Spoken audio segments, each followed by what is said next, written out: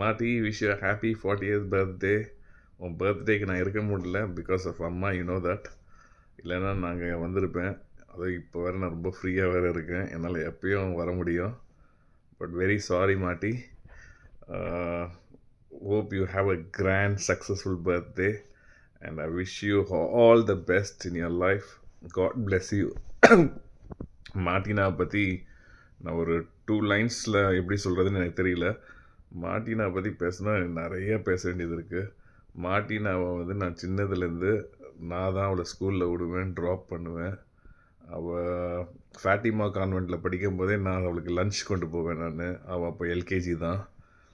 அப்புறம் அவள் குட் ஷெப்பர்டில் படிக்கும்போது பிக்கப் அண்ட் ட்ராப் என்னோடய இதில் தான். நான் ஒரு டிவிஎஸ் சாம்ப் வச்சுருப்பேன், அதில் தான் அவளை ட்ராப் பண்ணுவேன், பிக்கப் பண்ணுவேன்.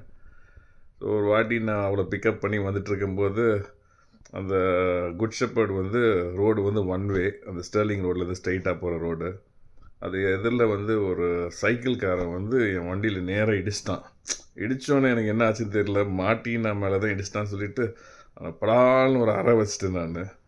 ஏன்னா எனக்கு எதுனாலும் லைக் மாட்டினானா நாங்கள் இம்மிடியேட்டாக ரியாக்ட் பண்ணிவிடுவோம். ஸோ மாட்டியும் அதே மாதிரி தான் எங்களுக்கு. எங்களுக்காக என்ன வேணாலும் செய்வாள். ஸோ எனி எக்ஸ்டென்ட் போவாள். அவள் வந்து ஒரு சிஸ்டர் கிடையாது, she is like my son. Like எனக்கு ஜீவன்ஜெரி எப்படியோ ஒரு டாட்டர் மாதிரி. And we will go any extent for Matty. And love you Matty. Take care. Have a great birthday.